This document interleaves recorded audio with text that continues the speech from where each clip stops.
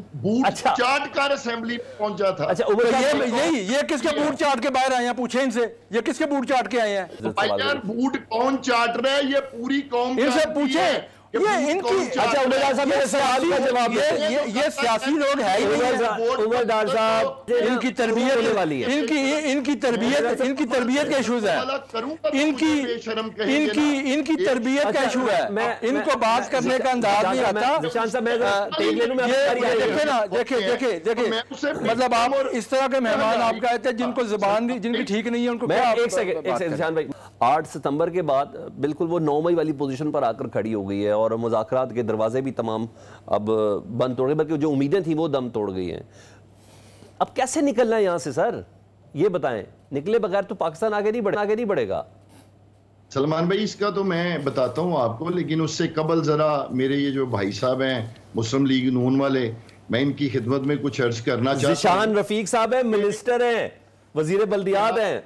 मैं ये बात रखना चाहता हूँ, क्या कोई भी बाअसूल, बाज़मीर, बाकिरदार सियासतदान जिसे अवाम ने वोट नहीं दिए, जिसे अवाम ने मुस्तरद किया है और वो अवाम के वोटों पर शब खून मार के गासबाना तरीके से असेंबली के अंदर जाना पसंद करेगा?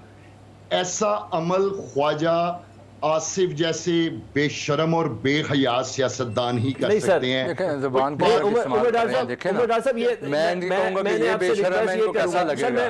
नहीं, मैं इनसे कहूंगा ये बेशरम है तो ये कैसा लगेगा? मतलब इनके अल्फाज का चुनाव ठीक कराएं जी। इनकी तरबियत वाली है, इनकी तरबियत का इशूज है, इनकी तरबियत का इशू है। इनको बात करने का अंदाज नहीं आता।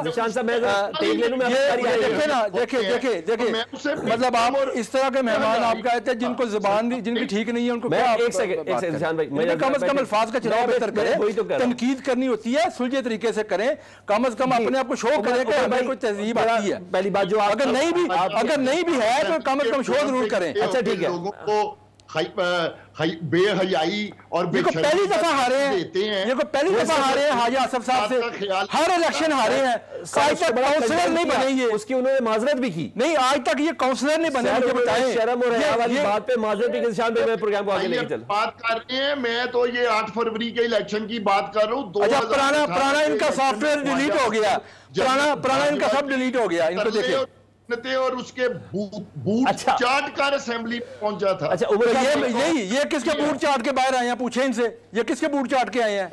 सर मैं उमर डार साहब सर प्लीज यार बूट कौन चाट रहा है? ये पूरी कौम इनसे पूछे ये इनकी। अच्छा उमर डार साहब, मेरे सवाल का जवाब ये सियासी लोग हैं ही नहीं। उमर डार साहब, फिर ये इस वक्त ये सारे के सारे इसी काम के लिए बैठे हुए हैं, ये इंतजार में बैठे हैं कि इनको मौका मिले ये बूट चाटे। साहब जरा प्लीज, मैं प्लीज आप सर, मैं ये प्रोग्राम का मजाज ही नहीं है, रियासत और अवाम है, अवामी सवाल है। मैं आपके पास आ रहा हूँ ना, मैं अभी आपके पास अपनी बारी पे आए।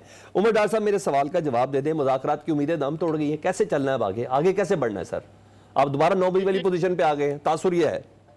नहीं, पहली तो मैं आपको गुजारिश करूं कि अल्हम्दुलिल्लाह कोई भी ऐसी बात नहीं है कि हम दोबारा 9 मई की पोजीशन पे आ गए हैं। और 9 मई में भी हमारा बड़ा खुला स्टांस है कि उसकी भी बाकायदा जुडिशियल इंक्वायरी होनी चाहिए। देखें अब सलमान भाई, हम मुहिब्बे वतन लोग हैं, हम मुहिब्बे वतन लोग हैं, अदारों की इज्जत एहतराम प्यार करने वाले लोग हैं। हमारा उस पर मुतालबा है कि उसका एक जुडिशियल कमीशन बना के बाकायदा उसकी इंक्वायरी होनी चाहिए। लेकिन अब ये तो नहीं होना चाहिए कि 1.5 साल गुजर चुका है, हम 9 मई को हम लोगों ने भुगता भी है, भुगत भी रहे हैं। चलें, ये एक अलहदा बात है कि मुल्क में इस वक्त जो है एक फार्म 47 की जमहूरियत जो है जैली जैसे भी वो बनाई हुई है, लेकिन ये तो नहीं हो सकता कि जो हमारा आईनी और जमहूरी एक इस्तेकाक है, जो हक है एहतजाज का, पुरअमन एहतजाज का, ठीक है, जलसों का, जुलूस का,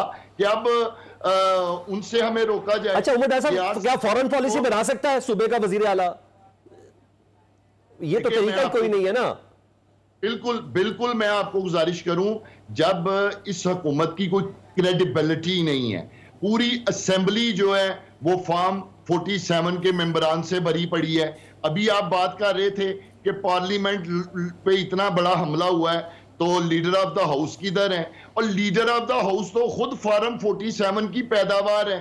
वो अगर हकीकी मैनों में लीडर ऑफ द हाउस होते तो वो हाउस में खड़े होकर इसकी पुरजोर मुजम्मत करते जो पार्लियामेंट के साथ है, लेकिन वो हकीकी मैनों में लीडर। मैं आगे बढ़ता हूं, लाहौर का जलसा कर पाएंगे आप लोग, ये मुझे बताएं आप इन हालात में? अगले तो आपको अटक का पुल पार नहीं करने दे रहे सर। आप ये सवाल कर रहे हैं कि क्या हम अगला जलसा कर पाएंगे या नहीं कर पाएंगे।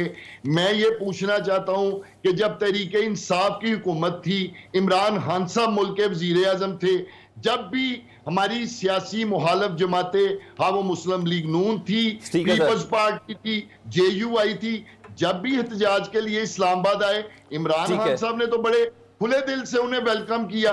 ना कभी कंटेनर लगाए, ना कभी पकड़ दकड़ हुई, ना कभी वर्करों पर मुकदमात कायम किए गए। देखें, ये जलसे करना हमारा एक आईनी हक है, ये हमारा एक जमहूरी हक है, तो फिर इनको परेशानी किस बात की होती है? अच्छा ठीक है, मैं हमारे जलसे में तो हमारा लीडर भी नहीं होता। अच्छा उमर डार साहब, मैं जरा आप बताएं, आज हमने देखा कि गंडापुर साहब की गुफ्तगू से मुतल्लिक जब बात हुई तो साफियों ने आज पाकिस्तान तहरीक इंसाफ की प्रेस कॉन्फ्रेंस का बाकायदा बायकॉट किया कि गंडापुर माफी मांगे। तो अगर हमारी बरादरी की वो काली भेड़े हैं तो उनका नाम ले, सबको ना रगड़े, तो ये तो सही कहा है साफियों ने। देखिए, पहली तो गुजारिश ये है कि अली अमीन गंडापुर साहब ने ये बात तमाम सहाफ़ियों के लिए नहीं की, उन्होंने ये बात उन सहाफ़ियों के लिए की जिन्होंने अपने ड्राइंग रूमों में अगवा शुदा जो तहरीक इंसाफ के लोग थे, जो 2-2 माह से 1.5 माह से अगवा थे, और फिर जिनके ड्राइंग रूम से वो लोग बरामद हुए। आपके भाई भी शामिल है इसमें, आपके भाई उस्मान डार भी शामिल है इसमें। मैं बात करना चाहता हूँ, अभी ये जो आप अमेंडमेंट की बात कर रहे थे, देखिए मैं ये कहना चाहता हूँ कि माजी में एक chief justice of supreme court को बहाल करने के लिए जो है वकला, सिविल सोसाइटी और सियासी जमातें जो है वह सड़कों पर आई थी। अगर तो किसी भी गैर आईनी तरीके से कोई ऐसी अमेंडमेंट की गई chief justice of supreme court के लिए, तो जो मैं देखता हूँ इस मर्तबा फिर लोग चीफ जस्टिस को घर भेजने के लिए सिविल सोसाइटी, वकला और अवाम सड़कों पे निकले। अच्छा उमर डार साहब, एक बात बताऊं, मैं आपको यहाँ तसल्ली दे दूं कि चीफ जस्टिस काजी फाइजल साहब को एक्सटेंशन देने वाली बात अब जरा थोड़ी साइड पे हो गई है। मौलाना फजल रहमान साहब ने सरप्राइजिंग फैक्टर दे दिया है। अब मामला है सीनियर तरीन 4 से 5 जजेस में से किसी एक को पार्लियामेंट और सुप्रीम जुडिशल काउंसिल मिलकर मुंतखब करेगी।